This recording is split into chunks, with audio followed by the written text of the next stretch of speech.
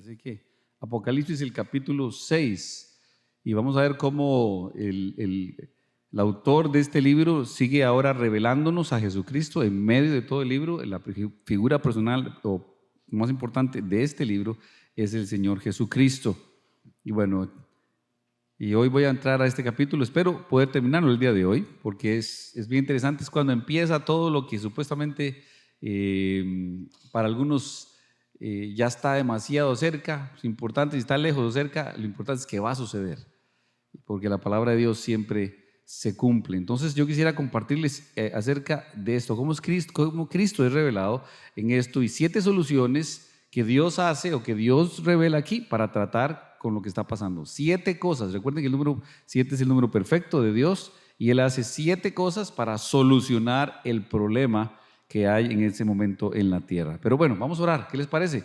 Tomen la mano que está ahí a la par suya y vamos a pedirle al Señor que por favor nos dé espíritu atento y fuerzas y entendimiento para que esto que vamos a recibir lo podamos aplicar a nuestras vidas. Padre, en el nombre de Jesús, gracias por tu sangre y por tu misericordia, por tu sacrificio. Gracias por tu gracia, gracias por tu amor y por la presencia tuya en esta iglesia, en nuestras vidas. No hay nada más lindo que estar en familia y a pesar del cansancio quizás y del estrés y de muchas cosas que hay en la vida, cuando estamos en tu presencia dice que hay plenitud de gozo. Oramos para que nos llenes de ese gozo y que mientras leemos y estudiamos confirmes nuestra fe y nos ayudes a sentir el deseo cada vez más profundo, más grande, Señor, de compartir las buenas nuevas de Cristo, porque lo que le viene a este mundo es durísimo, es muy feo y sería una tristeza que a gente que amamos, que conocemos, y aún gente de nuestros propios países, vecinos, tuvieran que pasar por todo lo que nosotros por tu gracia no vamos a pasar. Te lo ruego dándote las gracias en el nombre de Jesús. Amén. Muy bien. Hay una pregunta que tengo que hacerles antes de iniciar. ¿Cómo hacemos para hacer bueno, hemos hablado mucho de esto, pero es importante recordarlo. Recuerden que nuestra vida es pasajera en esta tierra, ¿cierto? Es pasajera, pero usted puede hacer un impacto eterno.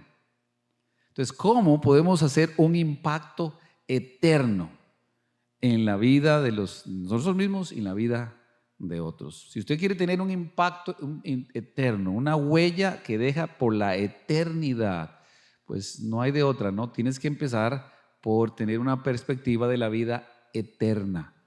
Sí, recuerden que esta vida es temporal, pero nuestra vida en esta tierra termina, pero sigue en la eternidad con Dios.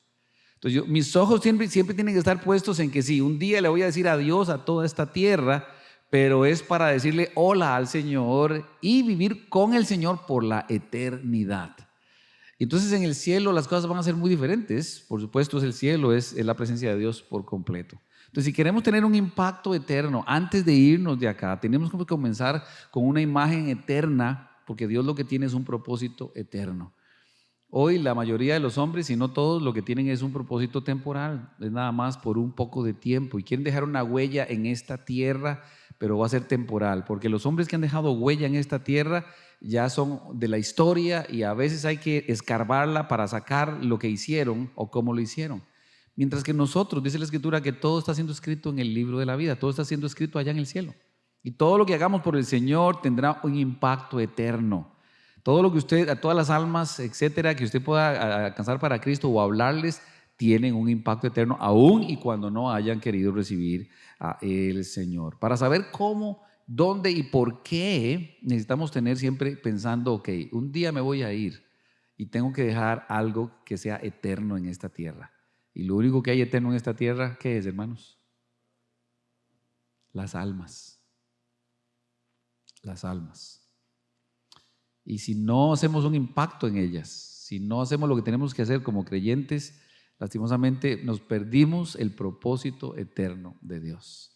Que en la bendición que Dios nos ha dado de ser sus hijos e hijas, podamos poner un poquito en la vida de alguien y, ¿por qué no?, la bendición de poderle venir a los pies del Señor Jesucristo y un día gozarnos con ellos por los siglos de los siglos.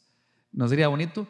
Y quizás tenemos que pensar más allá, porque nosotros no estamos en lugares como Honduras. Por ejemplo, el domingo va a estar la señorita Mary Lee Wilson, que está allá en Honduras, y va a compartir con nosotros un poquito de lo que Dios está haciendo allá en Honduras.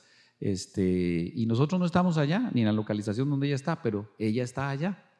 Dios la puso allá y nosotros como iglesia estamos sosteniéndola un poquito para que ella siga compartiendo las buenas nuevas del Evangelio.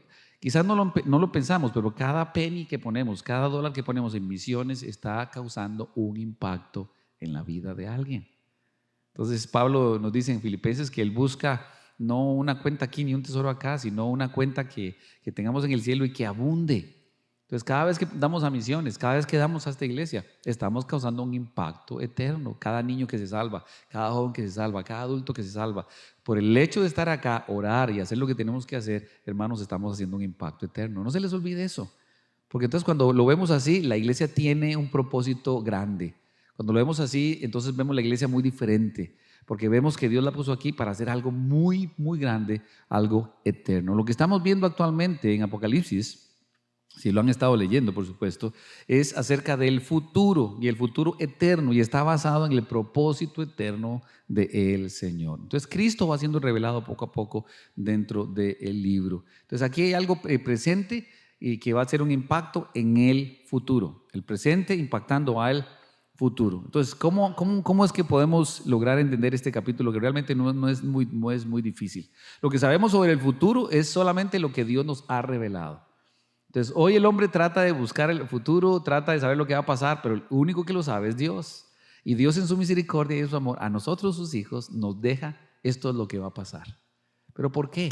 ¿Por qué Dios se preocupó en dejarnos un libro para decirnos, hijos, esto es lo que se viene? Bueno, yo creo que es porque Él quería que usted y yo entendamos que tenemos que hacer todo lo posible para que el menos número posible de gente pase por esos días tan terribles que se vienen y que vamos a empezar a ver el día de hoy. Así que la información que hay acá no solo es información acerca del futuro, sino también del presente. Entonces aquí la primera cosa que quiero que vean conmigo es esta: la revelación del Señor es un conocimiento diseñado para que usted tenga sabiduría en el presente. Entonces Dios nos muestra el futuro para que aprendamos a vivir el presente. Entonces alguien dijo, si pudiera estar 5 segundos en el futuro para ver qué va a pasar, no necesitas eso. Solamente tiene que aprender a traer sabiduría de Dios a su corazón, a su vida, a través de la palabra de Dios, y le aseguro que ese futuro va a ser un futuro que va a impactar siempre a alguien. ¿Cómo? Para pensar como Dios, para actuar como Dios, para reaccionar con sabiduría a lo que el diablo siempre está poniendo en nuestras vidas. Entonces aquí vemos los sellos de Apocalipsis capítulo 6, que es cuando Dios empieza a juzgar este mundo. Y voy a decirlo así: en este capítulo Dios empieza a permitir que el mundo haga lo que quiera, pero al mismo tiempo también permite que coseche lo que están pidiendo. Esto es muy importante. Dios es igual en nuestras vidas. Usted y yo podemos hacer lo que queramos, pero al final vamos a cosechar por lo que hemos querido hacer. Si la gloria no fue para Dios, lastimosamente no hicimos algo correcto o lo que Dios quería. Entonces, después cuando le dejamos en el capítulo 5, vemos cómo se va desplazando todo esto, y Dios tiene ahí, veíamos el título de propiedad de la tierra, y veíamos hace 2 domingos que todo es de Dios. Yo, ustedes, lo que tengamos no es de nosotros, todo es de Dios. Es un préstamo nada más. Entonces, tengo que entender esto: mi vida es un préstamo, es un suspiro, dice la Escritura. Es como la niebla, aparece y de pronto se va.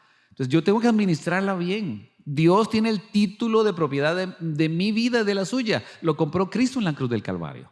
Entonces usted no es suyo, yo no soy de mí, yo soy de Dios. Somos del Señor. Si aprendemos eso y vemos la eternidad como nuestra meta final. Yo vivo en esta tierra, pero vivo para la eternidad. No quiero vivir en esta tierra para la tierra, quiero vivir para el cielo. Y eso es lo que aprendemos en la lección número 16, en el primer nivel del discipulado, poniendo los ojos en el juicio de Cristo, en la eternidad. Esa es mi meta, llegar a ese juicio bien preparado, y no tenemos excusa, ninguno de los que están acá, sobre todo si has escuchado esa lección. Hoy por hoy el mundo está cada vez peor.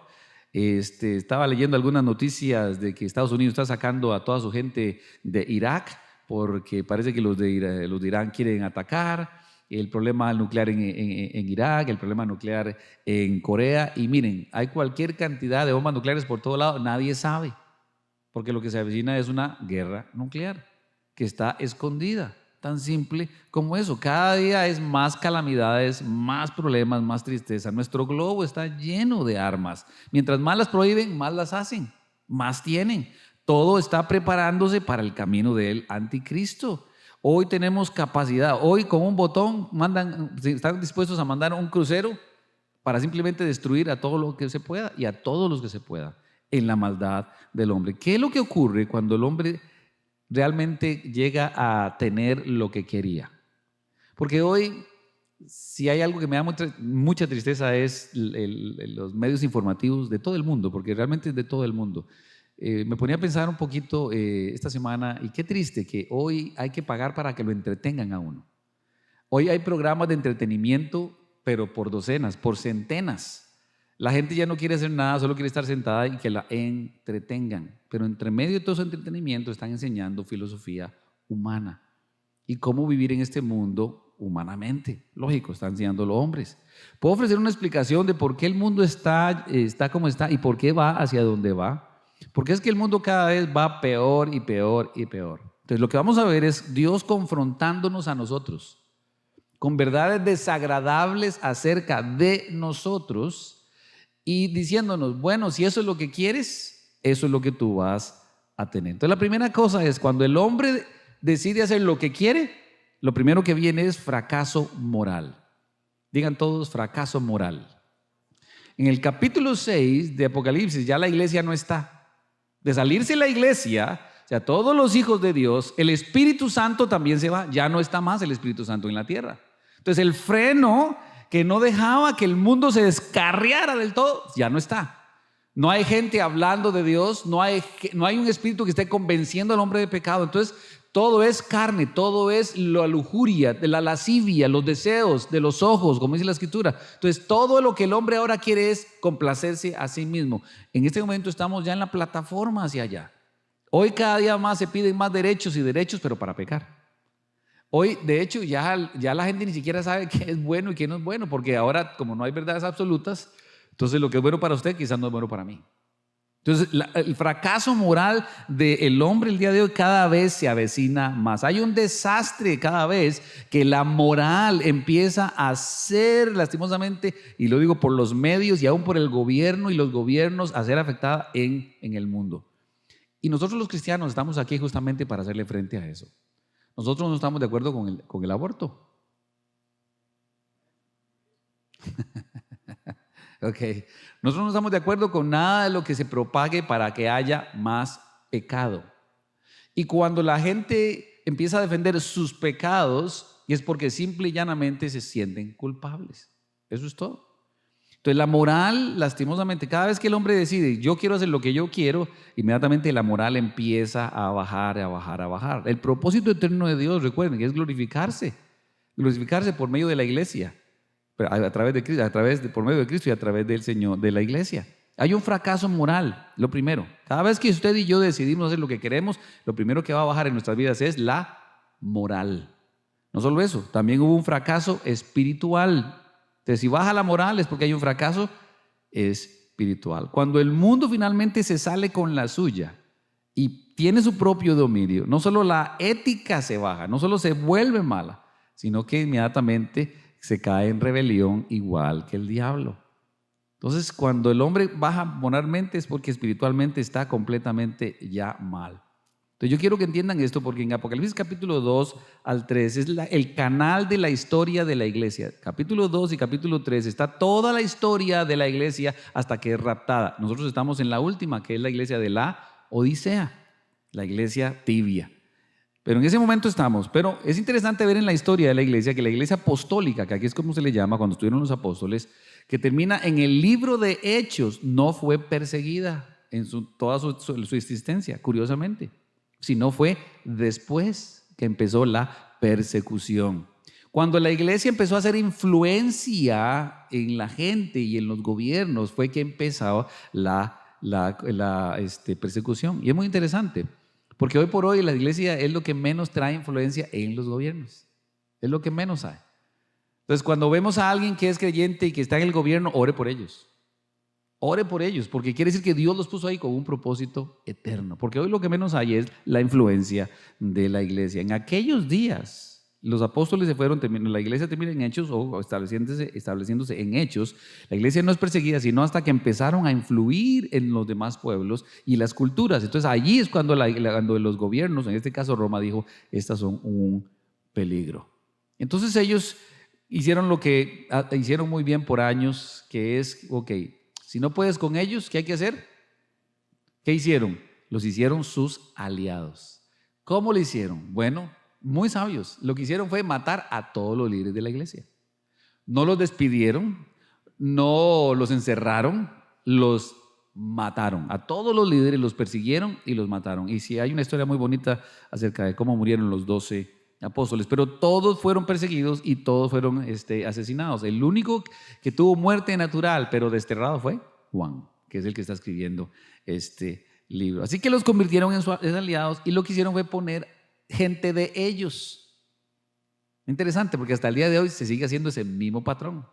En todos los gobiernos que quieren ser totalitarios, eso es lo que hacen: matan o se deshacen de toda la gente que no les gusta y ponen su gente para guiar al pueblo. Fue lo que hicieron ellos. ¿Qué? Quitamos a todos los líderes y pongamos en la iglesia líderes que comprometieran la fe.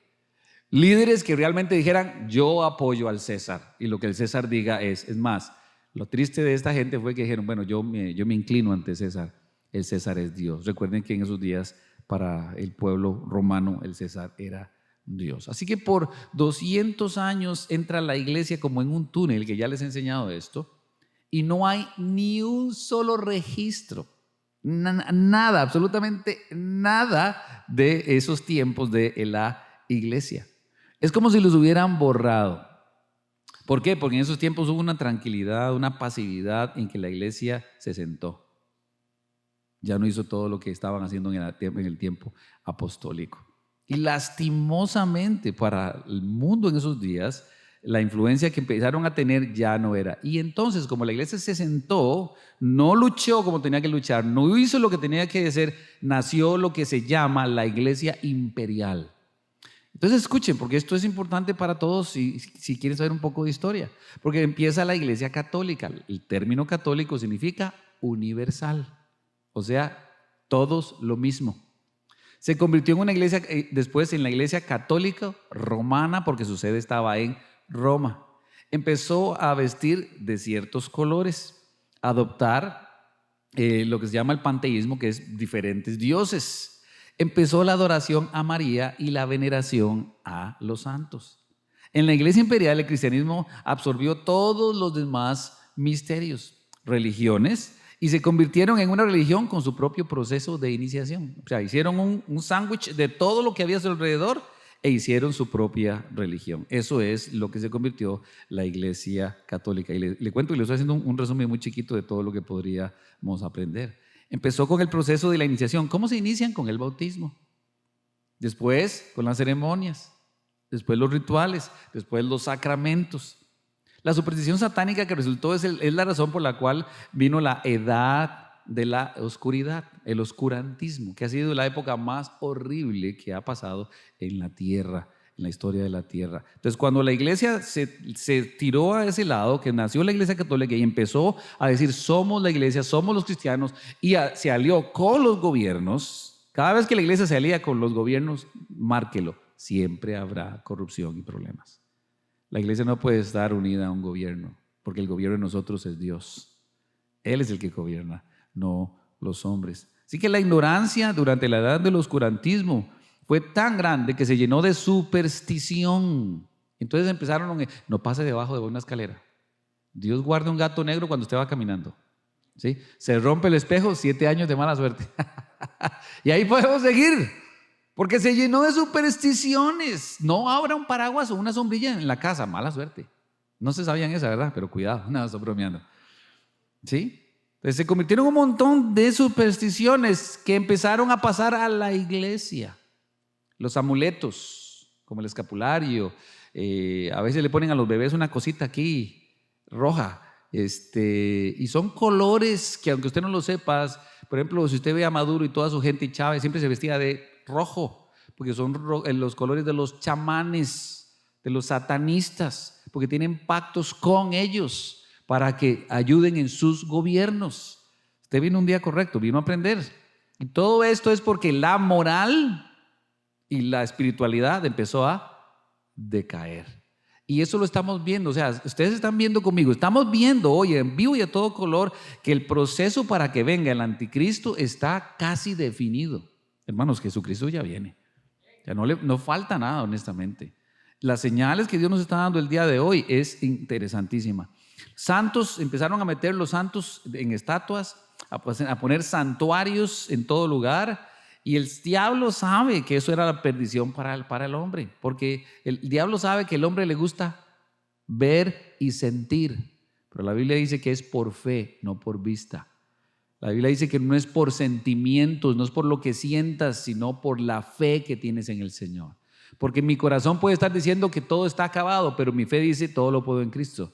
Siempre hay esperanza, la esperanza es una vergüenza, dice Romanos. Entonces el diablo sabe por dónde y empezó a meter todo eso y se consumó hasta el día de hoy. Así que empezó a instigar el fracaso moral, el fracaso espiritual y el tercero, que es el fracaso judicial. Hoy las cortes, las supremas cortes de los diferentes estados están debatiendo leyes que ya están establecidas para favorecer lastimosamente el pecado. Porque cada vez que hay caída moral y que hay caída espiritual, también hay una caída judicial, una caída de la ley. Y eso lo estamos viendo el día de hoy. El pecado ya no se juzga. Dios guarde, usted critique a alguien que está teniendo un estilo de vida diferente al suyo. Porque eso es todo, es un estilo de vida diferente. No, la Biblia tiene un nombre para eso, se llama pecado. Y ya la gente no quiere decir nada, tiene miedo a que lo demanden o a que nos demanden o que nos metan en la cárcel porque estamos diciendo lo que dice la Biblia, lo que dice Dios. Entonces hay una tremenda injusticia hoy en el mundo, porque así es como va a pasar en el Dios del anticristo. La otra cosa es que lo que dejamos de juzgar en nosotros mismos, Dios entonces interviene y empieza a ser el juez por nosotros. Cuando usted y yo dejamos de juzgarnos a nosotros mismos, cuando usted y yo dejamos de ladito nuestros pecados y ya no los vemos, nos hacemos los tontos con ellos, porque ya no queremos verlos como Dios los ve, ni nos hace sentir absolutamente nada mal para con Dios, entonces Dios viene y dice, bueno, si tú no lo haces, yo lo voy a hacer, yo voy a juzgar tu pecado. Yo lo voy a hacer y eso es lo que va a hacer Dios en ese tiempo. Dios permite que la lucha que sigue sobre la apertura de cada sello se convierta en el castigo del pecado sobre ese pecado o pecados. Cada vez que el mundo se sale con la suya, sufre su propio juicio. Bueno, en Romanos hay un pasaje súper importante que dice la Escritura que cuando los hombres se encendieron en su lascivia, se entregaron a pasiones desordenadas, Dios los entregó a la inmundicia, dice la Escritura, llevando en sus propios cuerpos el castigo por su pecado. Y muchos dicen que esto está hablando acerca del SIDA, lastimosamente, porque está hablando de cómo hombres con hombres, mujeres con mujeres, etcétera, etcétera. Y Dios dice, ok, si ustedes no lo juzgan, yo sí lo voy a juzgar, y Dios deja que suceda simplemente. Básicamente, lo que estoy tratando de decirles es que cuando usted obtiene lo que quiere, no va a recibir lo que usted quería. Va totalmente a recibir otra cosa, porque recuerde, usted puede salirse con la suya, pero recuerde que hay un Dios que está muy por arriba de usted. Y no importa lo que hagamos o cómo lo hagamos, Dios siempre va a pagarnos de acuerdo a nuestros actos. Dios permite. Pero recuerde que Dios afloja, pero también después Dios aprieta. Démosle gracias por su gracia, hermanos. Porque Dios nunca está enojado conmigo por Jesucristo y su sangre. Pero en su amor dice que Dios disciplina a todo aquel que ama. Esa es la gracia de Dios. Entonces, no es que Dios sea un Dios permisivo, pero Él en su amor permite porque Él no quiere que nadie lo siga a la fuerza o que lo obedezca a la fuerza. Tiene que ser por amor. Tiene que ser un compromiso suyo con Dios directo. No se trata de la gente, no se trata de las circunstancias, se trata de su corazón agradecido con el Señor. ¿Cómo puedo obtener una imagen eterna que me puede cambiar lo temporal? Ustedes saben que se van a morir, ¿verdad? Algunos ya los veo cerquita de ese lugar, ¿verdad? Así como vinieron hoy. Pero ustedes saben que se van a morir, ¿cierto? Ahora, seamos honestos, ¿cuántos de ustedes se levantan todos los días pensando, puede ser que yo me muera? Ninguno, ¿cierto? ¿Usted se habla? Tenemos que hablar, hermana. Pero todos sabemos que está escrito nuestro último día. Dios sabe cuándo será nuestro último suspiro. Lo que pasa es que yo no lo tomo en cuenta. Entonces, yo paso mi vida pensando en esta tierra, en lo que está pasando aquí. Entonces, Dios quiere que hoy usted cambie su switch. Y esto que usted está viviendo acá, tiene que vivirlo de acuerdo a el cielo. Usted tiene que transportarse al cielo hoy. Hermanos, un día estaremos en el cielo. Eso es lo mejor que le puede haber pasado a usted en la vida. ¿Por qué? Porque es vida eterna. Entonces, si yo sé que un día voy a estar allá, me debería estar preparando para ese momento. Pero además que no lo hacemos. Es como la chica que quiere ponerse cierto vestido para su prom night y no le queda. ¿Qué hace? Dieta, ejercicio, hasta que le cierra. Después ya se vuelve otra vez a lo que estaba, pero ella se prepara para ese momento. Es como la novia cuando se va a casar. Se prepara toda la mañana, toda la noche para ese momento porque quiere lucir lo mejor que se pueda. ¿O me equivoco? Pues la Biblia dice que nosotros somos la novia de Cristo. Y me pregunto si en la iglesia capital nos estamos preparando para ese momento tan hermoso. Bueno, una de las cosas lindas en la vida es las bodas, ¿sí? Es hermoso ver dos personas que se aman diciéndose, sí acepto. Qué belleza es eso, ¿no? Mucho más cuando se ve que Dios fue el que los unió. ¡Wow! Y que fue en el orden de Dios, que se vio un noviazgo lindo, limpio, que estaban sirviendo, etcétera. Todo eso, cuando llega el momento, ¡wow! Es una emoción para mí, como pastor, un gozo decir, qué lindo los declaro marido y mujer. Es una emoción. Ahora imagínense el día en que nosotros estaremos enfrente del Cordero. Y el Señor estará oficiando esa boda, la iglesia. Y dice Efesios que Dios quiere presentarse esa iglesia sin mancha, sin arruga, pura y santa. Y usted y yo somos esa iglesia. Miren, hermanos, tenemos que acudir siempre a la sangre de Cristo. La sangre de Cristo dice que limpia todo pecado. Entonces todos los días tenemos que limpiarnos de ese pecado. Tenemos que luchar contra el pecado. Y tenemos que hacer que nuestras vidas sea Cristo el que viva y no nosotros. Y vivir recordando ese día. Uy, ¿se imagina que viniera Cristo hoy? ¿Estoy bien así como estoy? Estoy cumpliendo la tarea, estoy haciendo lo que tengo que hacer, estoy viviendo como tengo que vivir, estoy pensando como tengo que pensar, estoy hablando como tengo que hablar, estoy haciendo lo que tengo que hacer. Porque si no es así, hermanos, mientras Cristo no venga, tienes tiempo.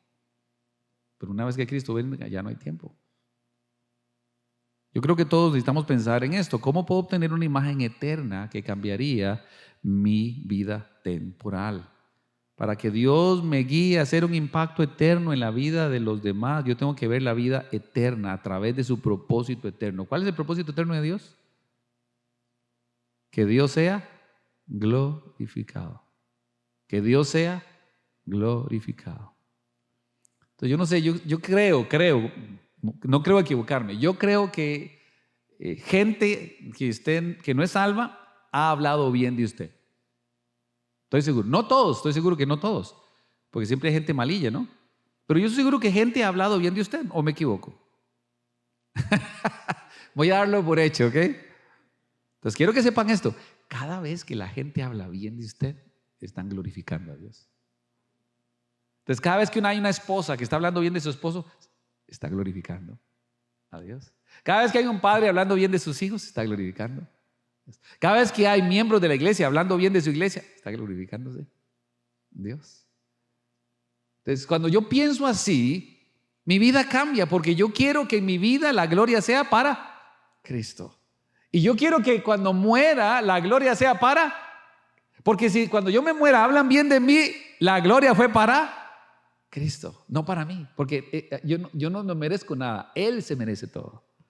Entonces tengo que cambiar el switch. Entonces en mi casa yo no vivo pensando que esa es mi casa, es la casa que Dios me regaló o me prestó para vivir ahí. Voy a cuidarla porque es lo que Dios me dio.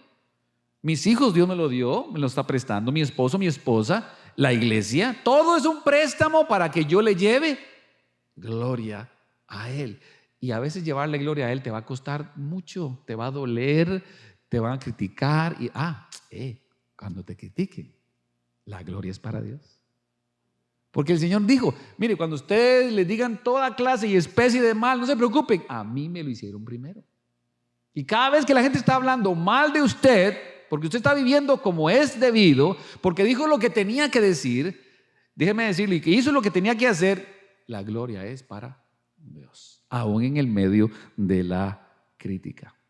La última vez que hicimos una descripción de lo que estábamos viendo desde Apocalipsis capítulo 1 al capítulo 5, dejamos a la iglesia ya en el cielo y veíamos los cantos y todo lo que iba a pasar, y veíamos hace una semana la meta de llevar gente a los pies del Señor Jesucristo. Y aquí nos da 4 imágenes completas de la segunda venida de Cristo. Recuerden, la segunda venida no es el rapto de la iglesia, es cuando Cristo pone los pies sobre Jerusalén y pone su trono allí por un periodo de 1000 años.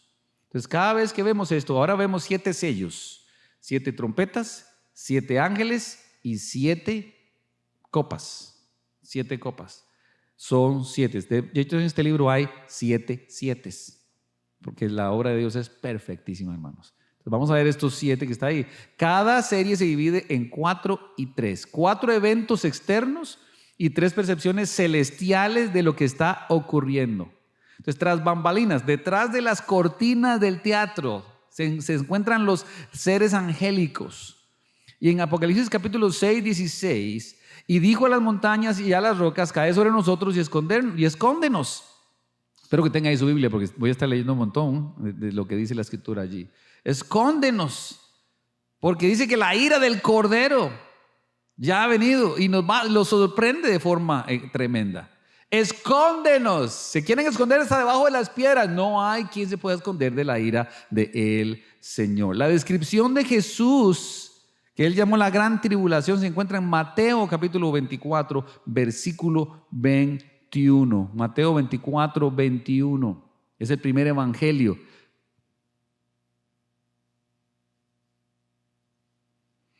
Mateo 24, 21. Si alguien lo quiere leer, se pone de pie y lo lee, pero bien fuerte, rápidamente. Mateo 24, 21. Sí, Harold.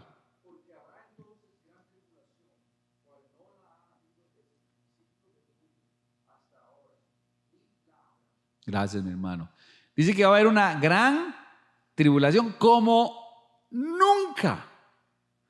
O sea, si usted tiene 70, 60, 50, 40, 30 y usted cree que ha visto grandes y terribles cosas, usted no ha visto nada. De hecho, en la historia hay un tiempo que vamos a tocar ahorita, que vino la plaga negra en Europa y la tercera parte de la población europea murió. La tercera parte. Nunca antes se había visto algo tan terrible. Millones murieron en esa plaga. ¿Sabe? Déjeme decir una cosa.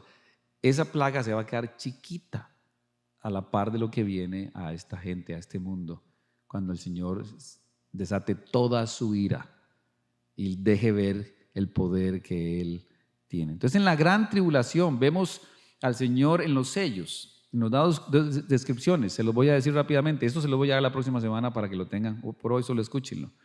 Conquistador. Vamos a ver un conflicto. Va a haber una hambruna. Entonces vamos a ver los cadáveres. Después los que claman. Vamos a ver un cataclismo, o sea, un evento, puede ser un tremendo terremoto, como nunca antes, y de repente, quietud. Esos son los sellos. O sea, a medida que se abre cada sello, el contraataque de Satanás se hace más fuerte contra el Hijo de Dios. Increíble. Dios da y la gente, en lugar de arrepentirse, más bien se une más fuerte contra Dios. Porque así es el hombre. Recuerden que el hombre no tiene absolutamente nada bueno. A medida que se abre cada sello, el contraataque de Satanás contra el Hijo de Dios y su reino, viene este planeta cada vez más fuerte. El infierno no va a tener vacaciones en esos días, porque el que se va a encargar de poner juicio y terror en esta tierra no va a ser los demonios, va a ser el mismo Señor. ¿Por qué? Bueno, porque ha dado tiempo, ha sido paciente y ahora quiere que vean realmente que la palabra de Dios siempre se cumple. 1. 2, Él quiere que todos procedan al arrepentimiento. Así que la actitud del diablo es la misma que tuvo Adolfo Hitler. Si no puedo tenerla, nadie lo tendrá. Así como, ¿por qué quiso matar? ¿Por qué quiso matar a tanta gente? ¿Por qué se robó tantas obras de arte de todo tipo? Bueno, porque si yo no las puedo tener, no las puede tener nadie. Tan simple como eso. Eso es lo que el diablo piensa. Así que déjeme llevarle un poquito al texto y vamos a ver las 7 soluciones para tratar con estos tiempos. Porque Juan no solo está escribiendo una profecía que se va a cumplir en el fin del tiempo. Entonces escuchen, Juan está escribiendo una teología. ¿Qué significa teología? Teos es Dios, logía es estudio. Entonces teología es el estudio de Dios. ¿Estamos claros ahí? Entonces Juan está escribiendo una teología. Quiere que aprendamos, que veamos estudiando a Dios para nuestras vidas. Juan quiere que veamos cómo Dios revela su carácter y nos da los principios de su reino para que podamos entonces usar esto que va a suceder, este conflicto, para que nos dé más carácter en Cristo Jesús. Hermanos, el Dios que servimos es Dios Todopoderoso. Y por eso deberíamos con muchas más ganas anunciar el Evangelio, sin importar lo que pase ni lo que digan. Porque hermanos, dice la Escritura que cuando Dios abre una puerta, nadie la puede cerrar. Entonces, si Dios nos ha abierto puerta en esta zona y en las zonas aledañas, yo creo que Dios puso esta iglesia aquí por un propósito eterno. Espero que usted también lo crea. Entonces, el versículo 1 del capítulo 6, alguien que lo quiera leer, otra persona que lo quiera leer, 6:1. No todos, porque si no se hace un desorden. Sí, gracias, Alberto.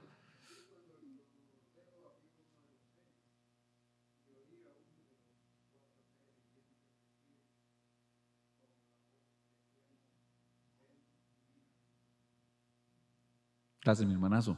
Entonces dice que él vio al Cordero cuando abrió uno de los sellos.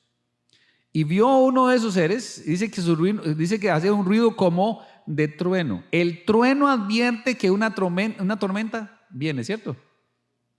Entonces Dios está diciendo, hey, escuchen, porque lo que se viene no es jugando. Entonces, el versículo 1 dice, una de las 4 bestias o de esos seres. Cuando habla la palabra bestias, dice la palabra bestia significa una criatura viva que parece un animal. Está hablando de un hombre que actúa como un animal. Un animal actúa por instinto, no tiene alma, es solo instinto lo que tiene. Y lo único que está en su ser es complacer lo que quiere. Esa es la persona sin Cristo. Lo que pasa es que esta persona es totalmente insaciable. Estaba leyendo que cuando se usó el ataque de Pearl Harbor, Estados Unidos hizo un ataque contra Japón y algunos pilotos, bastantes, no pudieron regresar porque sus aviones fueron averiados. Entonces muchos cayeron en China. Y de esos pilotos, 56, gente de cierta provincia en China los ayudaron a salir de China hacia terrenos donde podían el ejército de Estados Unidos recogerlos. 54. Porque esos chinos de esa provincia los ayudaron. Los japoneses mataron 250,000 personas por solo haber salvado 54. Por eso es que cuando a mí me dicen que el hombre es bueno, no es cierto. No es cierto. El hombre es malo por naturaleza. Entonces, cuando Dios habla de una bestia aquí, está hablando de alguien que no tiene conciencia de nada y todo lo que quiere es hacer maldad. No hay moral, no hay justicia, mucho menos espiritualidad. Lo que hay es un espíritu totalmente demoníaco. Estos seres aparecen en Apocalipsis capítulo 4, ambos lados del trono de Dios. Entonces tomaré eso porque aparecen por primera vez en Ezequiel capítulo 1 y 10. No tienen que buscarlo, solo para que sepa y si está tomando nota. Aparecen en Ezequiel capítulo 1 y 10. Entonces en Ezequiel se está moviendo la tierra. Bueno, busquen Zacarías capítulo 6. Zacarías capítulo 6. Antiguo Testamento, casi al final del Antiguo Testamento se encuentra el libro de Zacarías. Casi al final del Antiguo Testamento, at the end of the Old Testament, you can find Zacarías. Zacarías capítulo 6, versículo 1.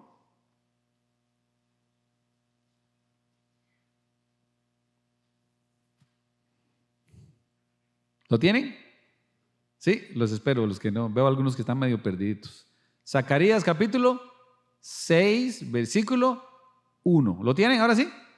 Dice la escritura: de nuevo alcé mis ojos y miré, y he aquí 4 carros que salían de entre 2 montes, y aquellos montes eran de bronce. En el primer carro había caballos alazanes, en el segundo carro caballos negros, en el tercer carro caballos blancos, y en el cuarto carro caballos overos rucios, sí, rodados. Respondí entonces y dije al ángel que estaba conmigo: Señor mío, ¿qué es esto? Y el ángel me respondió y me dijo: estos son los 4 vientos de los cielos que salen después de presentarse delante del Señor de toda la tierra. El carro con los caballos negros salía hacia la tierra del norte, y los blancos salieron tras ellos, y los overos salieron hacia la tierra del sur, y los alazanes salieron y se afanaron por ir a recorrer la tierra. Y dijo: recorred la tierra, y recorrieron la tierra. Entonces estaban los diferentes colores allí. Si no entendió qué fue lo que leí, es que está el color negro, el rojo, el blanco y el pálido. Son los 4 caballos que vemos allí. Esto es importantísimo, porque estos que están aquí son los 4 agentes malvados en Apocalipsis capítulo 6. Reciben órdenes de venir y llevar a cabo la voluntad de Dios, según Zacarías capítulo 6. La voluntad de Dios para ellos es trabajar la providencia de Dios con respecto a la venida de su Rey, de Cristo y de su reino. Entonces estos son los jinetes de la tormenta. Apocalipsis capítulo 6, versículo 1 y 2. Espero que no lo hayan perdido, porque ahí vamos a estar. 6, 1 y 2. Dice: mientras miraba, el Cordero rompió el primero de los 7 sellos que había en el rollo. Entonces oí que uno de los 4 seres vivientes decía con voz de trueno: ¡ven! Y esto es una palabra que estudiamos también en la lección 2:20. Levanté la vista y vi que había un caballo blanco, y su jinete llevaba un arco, y se le colocó una corona sobre su cabeza. Salió cabalgando para ganar muchas batallas y obtener la victoria. Entonces, lo primero que Dios nos presenta en este es que el que viene en ese caballo es un conquistador militar por lo que tiene en la mano, que es un arco. El Cordero de Dios abre el primer sello de los 7. Satanás responde con la aparición de un vengador militar, que es él mismo. Algunos conquistarán y traerán un simulacro en el milenio. Ahora, esto suena quizás muy mal, pero recuerden que Juan es llevado al cielo, y la ventaja es que ya él puede ver desde el cielo. La ventaja de este punto de vista es que se ve como un militar, un conquistador que sale en los tiempos difíciles supuestamente para ayudar, un conquistador militar, porque los agentes satánicos no pueden actuar sin permiso de Dios, y démosle gracias a Dios por eso. Satanás nunca podrá hacer nada en nuestras vidas a menos de que Dios se lo permita, y ya no se lo puede permitir porque Cristo ganó la victoria. Qué bendición, ¿no? Entonces, pero en la gente que no conoce al Señor, así es. Y se puede reconocer entonces el mal que va a hacer. Incluso está envuelto en un disfraz de bien, porque así es como se va a disfrazar. Y recuerden que toda la gente mala que quiere gobernar, y esto se ha dado, y últimamente se ha dado mucho, se levanta como el Mesías del pueblo. Este es el que nos va a sacar, este es el que nos va a ayudar. Ahora sí vamos a estar bien, pero a los años el que está bien es él y todos los que estén con él, porque Satanás siempre se disfraza de ángel de luz, y eso es lo que va a hacer en aquellos días. Pero va a ser un conquistador militar. Este jinete tiene una corona dada a él porque Dios se lo permite, nada más. Así que este jinete es nuestro primer vistazo al anticristo, que va a ser un conquistador militar. Muchas iglesias, predicadores y eruditos, comentaristas, les extraña esto y se confunden, pero es muy fácil, porque si vemos en la escritura, podemos ver dos tipos de Cristo en la escritura: el conquistador, y todo esto está en Mateo capítulo 24. Todo Cristo lo puso en Mateo 24. Entonces vemos al conquistador, vemos el conflicto, vemos la hambruna, vemos los cadáveres, los que claman, el cataclismo en la tierra, y después la quietud, porque se escucha un silencio. Todo eso el Señor lo dejó delineado en el capítulo 24 de Mateo y el capítulo 25 de Mateo. Cristo aparece como el verdadero jinete en el caballo blanco al final de nuestro cuento, en la segunda venida. ¿Pero sabe dónde está eso? En Apocalipsis capítulo 19. Pero muchos piensan que es porque viene un caballo blanco. Él dice que él no tiene corona, pero está coronado con muchas coronas. Las coronas de Cristo, escuchen. Las coronas de Cristo que van a tener ahí son las que sus hijos, después del juicio, del bema de Cristo, del juicio del cristiano, cuando seamos arrebatados, pondrán a sus pies. Ojalá que usted y yo podamos dar unas cuantas de esas al Señor, porque Él se las merece. Él se las merece por todo lo que ha hecho y hará por nosotros. Dice la Biblia, Él no lleva un arco para la aflicción de larga distancia, sino una espada. En el capítulo 19 dice que viene con una espada para combatir mano a mano. Él viene a combatir al Dios de este mundo y a los dioses de este mundo. El primer jinete en la tormenta viene a derrotar a los santos de la tribulación. Los engaña, los oprime y los persigue. Ahora que la iglesia ya no está en este capítulo, Él quiere hacer lo mismo con Dios. Quiere perseguirlo. Entonces viene el remanente judío que hizo a los primeros cristianos en la tierra. Él quiere convertirlos haciendo que caigan, los engaña. Por eso es que les habla de paz. Él es el que viene a salvarnos. Ellos caen en el engaño y lo que hace después es perseguirlos y oprimirlos. Ese es el anticristo, porque recuerden que todo lo que hace Cristo, Satanás siempre lo quiere imitar. Siempre se disfraza de lo mismo. Es un conquistador militar. Versículos 3 y 4. Entonces vamos a ver un conflicto ahí. 3 y 4. Cuando el Cordero rompió el segundo sello, oí que el segundo ser viviente decía, ven otra vez. Entonces está llamando a esta gente. Entonces apareció otro caballo de color, en este caso es rojo. Al jinete se le dio una gran espada. Note que se le dio, no es que la traía. Y la autoridad para quitar la paz de la tierra. Y hubo guerra y masacre por todas partes. Conflicto. Entonces los engaña y de inmediato que viene la guerra. Y note lo que dice. Y hubo guerra y masacre por todas partes. El conquistador solo tiene una idea en ese momento: controlar el mundo por completo. ¿Cómo lo hace? Con guerra, con masacre, con sangre. ¿Qué podemos aprender de esto como una solución para nosotros? ¿Cómo la segunda solución a los tiempos difíciles que el Señor pone aquí me puede ayudar a mí? Déjeme decirle una cosa: siempre vale la pena resistir al diablo. Siempre valdrá la pena resistir al diablo. Dice Santiago: resistid al diablo y huirá de vosotros. Pero hay que resistirlo. La regla del anticristo siempre es guerra. Y si no, usted no ha leído nunca Efesios capítulo 6, cuando Dios nos describe la armadura del creyente. ¿Por qué? Porque estamos en guerra. Si usted es hijo de Dios, Satanás le tiene a usted firmado la guerra. No lo va a dejar en paz ni un solo día en esta tierra. Hasta que usted se muera, Satanás va a estar en guerra con usted. ¿Lo ha sentido en su vida? ¿Lo ha sentido en su hogar? ¿Donde trabaja? A veces usted se ha sentido que está como oprimido, que no, entra a ciertos lugares y no hay paz. Está en ciertas reuniones y usted se siente totalmente incómodo y no sabe por qué. Adivine qué es. No, perdón, ¿quién es? Usted y yo estamos en guerra. Y Dios dice: manténgase firme. Dice la Escritura que el que quiere estar firme, mire que no caiga. Entonces Dios le dice: ven. Entonces lo primero que hizo fue engañarlos. Es un estratega militar. Y después le dice al otro: venga, quiero que haga la guerra y que mate a millones. Y eso lo vamos a ver más adelante. Entonces viene la apertura del tercer sello. Ve el versículo 5. Cuando el Cordero rompió el tercer sello, oí que el tercer ser viviente decía: ven, otra vez está llamando. Levanté la vista y vi un caballo negro y el jinete llevaba una balanza en la mano, y oí que una voz salió de entre los cuatro seres vivientes que decía: un pan de trigo o 3 panes de cebada costarán el salario de un día. Ahorita vamos a ver, su versión dice otra cosa. Y no desperdicies el aceite de oliva y vinos. ¿Saben cuánto es un salario de un día en aquellos días? Porque estamos hablando del tiempo de hace muchísimos tiempos, cuando Juan escribía eso, era un penny, un centavo. Un centavo era el trabajo de un día. Y lo que Juan nos está diciendo allí, que el trabajo de un día solo le alcanzaba para comprar el pan de un día. Nada más.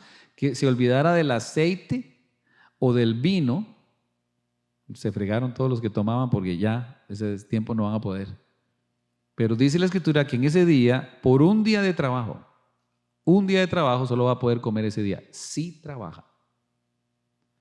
Entonces, ¿qué es lo que está diciendo esto? Bueno, si hoy hay cualquier cantidad de desempleados y hay hambre porque no hay trabajo, póngase a pensar en aquellos días.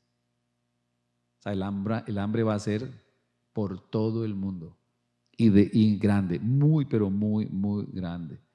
Entonces, lastimosamente, la gente va a entrar a un tiempo de mucha hambre. Cuando hay hambre, la gente se desespera. Triste, pero tengo que poner ese ejemplo que no me gusta ponerlo, pero es la verdad. Miren, cuando hay mucha hambre, crece la inestabilidad social. Cuando hay mucha hambre, todo lo que es el AMPA, ladrones, secuestradores, asesinos, crece. Donde hay hambre, la gente hace lo que sea por tener que comer. Y en esos días va a ser terrible el hambre y por lo tanto va a haber muchísima gente haciendo cosas que no tiene que hacer o que no los hubiera hecho de otra manera.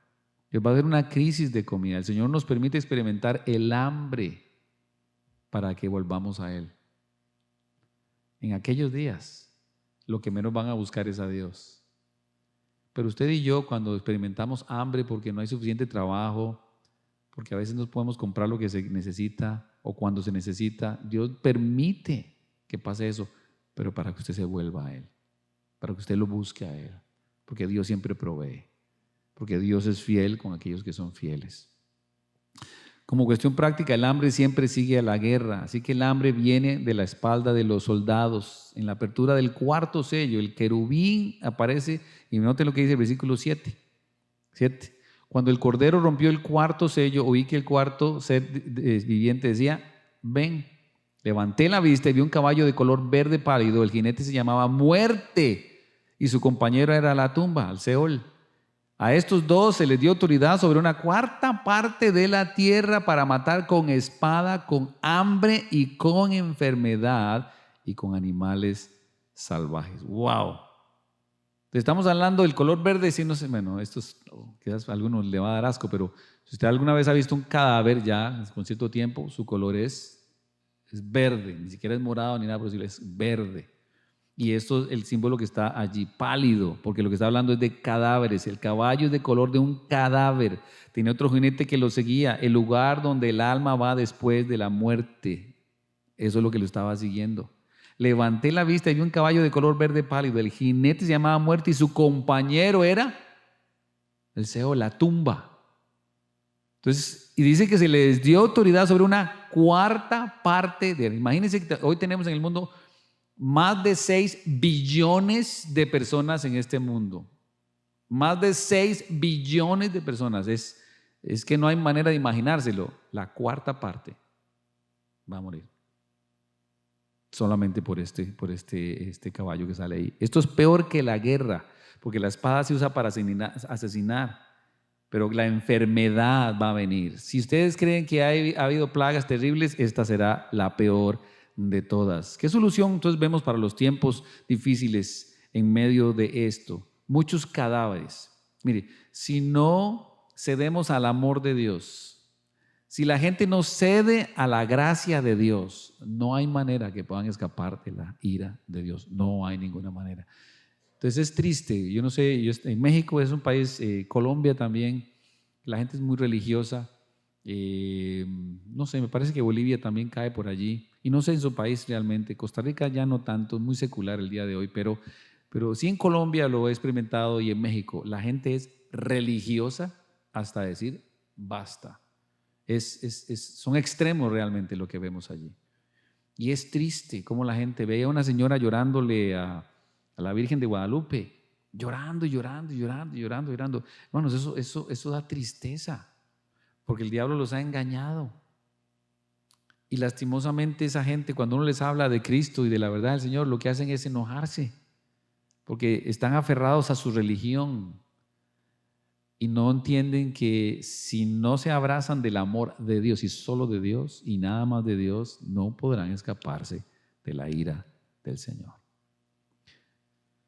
¿Cuántos conocen gente que no es salva, que son familia suya? Todos, imagínate. ¿Cuántos tienen amigos, compañeros de trabajo que no son salvos? ¿Verdad que todos conocemos ese tipo de gente? O sea, ahora la Biblia dice en Romanos, ¿cómo oirán si alguien no les dice? ¿Cómo van a saber que Dios los ama y que no quiere que pasen por esto si no vamos y les decimos nosotros?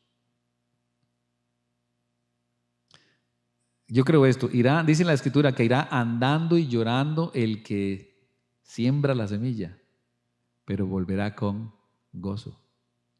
Entonces déjeme decirle, cada domingo que usted viene a la iglesia, si usted ha estado sembrando, que es difícil, cuando usted venga el domingo, usted viene lleno de gozo. ¿Sabe por qué? Porque usted ha estado haciendo la obra más importante que hay en esta tierra, hablar del amor de Dios. ¿Sabe por qué? Por esto. Habrá billones de personas que van a ser asesinadas literalmente. En Mateo 24, no lo busquen, solo escúchenlo, dice lo siguiente en 24:8. Sin embargo, todo eso es solo el comienzo de los dolores de parto, luego vendrán más. Esto que los sellos, solo es el comienzo de los dolores de parto. Y yo no sé si usted pudo estar con su esposa cuando ella iba a tener su bebé, pero los dolores empiezan suavecitos, ¿cierto, señoras? Pero después van creciendo hasta el punto del grito, hasta el punto de querer pegarle y arrancarle a alguien la cabeza por su culpa estoy así. Bueno, esto es justamente porque el dolor es por lo que va a salir. Y esto es nada más el principio de lo que viene, que todavía es peor. Porque estos solamente son los sellos. Después en el versículo 9 dice, cuando el Cordero rompió el quinto sello, vi debajo del altar las almas de todos los que habían muerto como mártires por causa de la palabra de Dios y por haber sido fieles en su testimonio. Wow.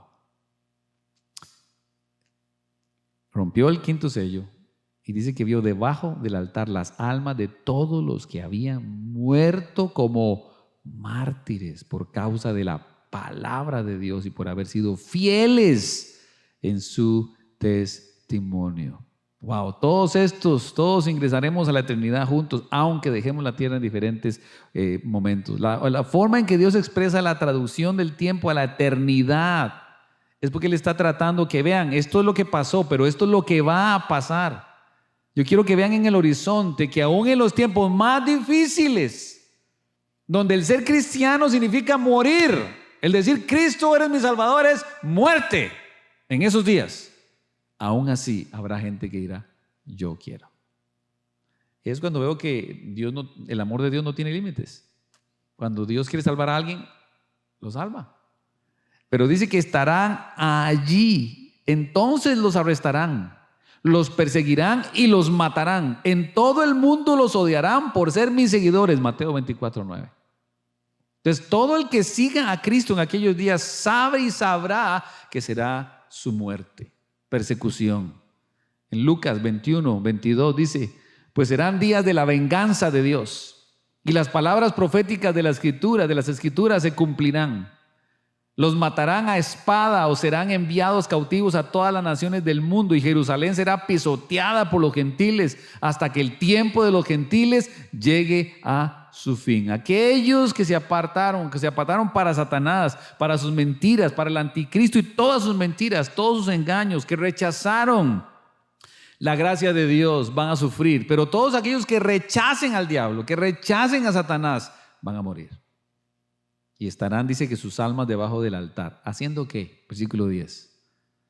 Ellos clamaban al Señor y decían: oh Señor soberano, santo y verdadero, ¿cuánto tiempo hasta que juzgues a la gente de este mundo y tomes venganza de nuestra sangre por lo que nos han hecho? Es el llanto, es el clamor de los mártires. No los que mueren en las guerras, ni en las hambres, ni en las enfermedades, ni en las pestes, sino de los que murieron intencionalmente o por la intención mala del anticristo. Estos son los hombres y mujeres que en esta época dijeron: soy de Cristo, no me importa si me van a matar, yo voy a decir y voy a hablar de Él aunque me maten. ¿Y sabe que hay ese tipo de gente hoy en esta tierra? En India, uno de los países donde más persiguen a los cristianos. África, hay 3 países en especial donde más persiguen cristianos y los matan solamente por ser cristianos. Pero nosotros, lo que nos persigue a nosotros es las deudas, ¿cierto? Nos persigue la mala conciencia, nos persigue nuestra avaricia, nuestra falta de pasión por Cristo, nuestra falta de pasión por la palabra, por la oración, por su obra.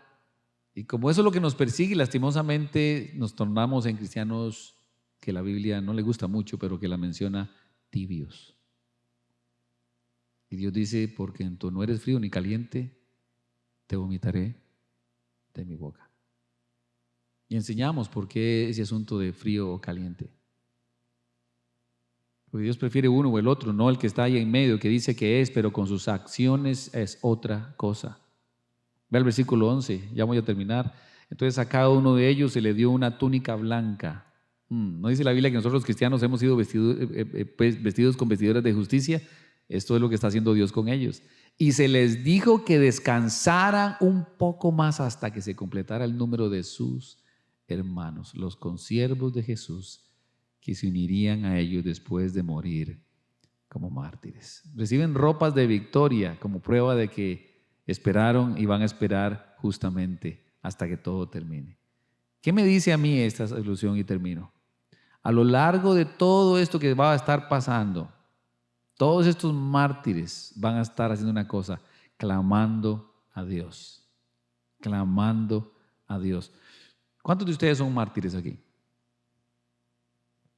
Estoy seguro que aquí hay. Déjeme explicarle por qué. Cada vez que usted y yo decidimos morir en algo en nuestras vidas, al pecado, sea lo que sea, usted se convierte en un mártir por Cristo. Porque usted en ese momento está creyéndole a Dios y diciendo: esto no está bien, no puedo seguir así, Señor, ayúdame a cambiar. En ese momento que usted muere a usted, en ese momento a usted mismo, usted se convierte en un mártir para el Señor. Y un buen mártir que hace esto entiende que no puede dejar de clamar a Dios. No puede dejar de orar: Señor, ayúdame porque tú sabes que yo en mi carne no puedo, yo quiero seguir pecando, yo quiero seguir siendo así, yo quiero seguir en esa cosa, yo quiero seguir pensando así, quiero seguir actuando así. Señor, perdóname, ayúdame. Usted siempre está clamando, no solo eso. Un verdadero mártir está clamando por los otros mártires. Porque sabe, todos aquí tenemos luchas, ¿cierto o no, señores y señoras? Todos aquí tenemos luchas, grandes y pequeñas. Y la Biblia dice que tenemos que aprender a sobrellevar las cargas los unos de los otros. La Biblia dice que tenemos que orar los unos por los otros. Cuando un creyente está muriendo a sí mismo todo el tiempo, entiende que si yo soy débil, mis hermanos también son. Yo necesito orar por ellos. Entonces, cuando la iglesia se une, un poder absoluto de parte de Dios. Porque entonces vemos creyentes que cuando pasan por allá ya no viven ellos, vive Cristo en ellos. Y lo viven por la fe del Hijo de Dios. No es nuestra fe, es la fe de Él. Y creen que Dios murió, resucitó porque nos ama y tiene un plan especial para todos acá. Entonces, cuando yo veo todo esto que estoy acá leyendo, digo: Señor, ¿será que estamos pecando porque lastimosamente nos hemos entibiado tanto que ya no vemos el pecado como lo tenemos que ver? ¿Justificamos el pecado? Y hasta pensamos que está bien el pecado. que está bien la manera del compromiso mediocre que tenemos y medio que tenemos. ¿Sabe que hay mártires en este momento en la tierra que están dando toda su vida por Cristo? Gente que lo ha dado todo por el Señor Jesucristo. Ayer escuchaba de una ancianita que murió y dejó en su testamento, una señora bastante millonaria, y dejó $10 millones a la iglesia. Y yo me preguntaba, Dios mío, wow, esta hermana definitivamente entendió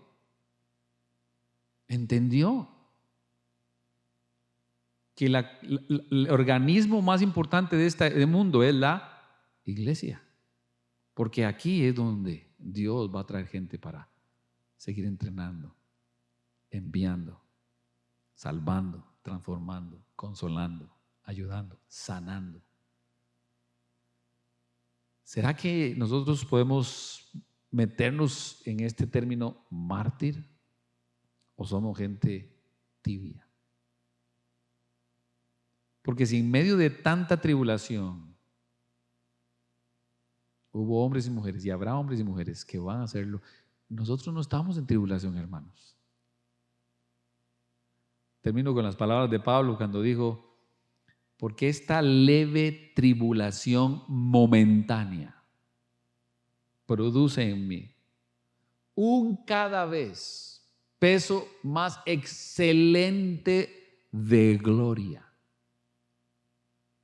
Entonces Pablo enseña: hey, estoy en tribulación tremenda, pero mientras más tribulación estoy, más gloria le estoy dando a Dios. Más gloria es para Dios. Pero nosotros, mientras más tribulación, más nos hacemos para atrás. Más, no, tengo que hacerme mejor.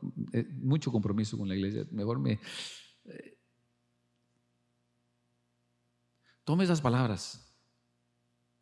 Medítelas, porque esto es palabra de Dios, no es mía. Esto es Dios diciendo, ¿escuchó cuántas veces dijo el Señor? 4 veces dice, ven.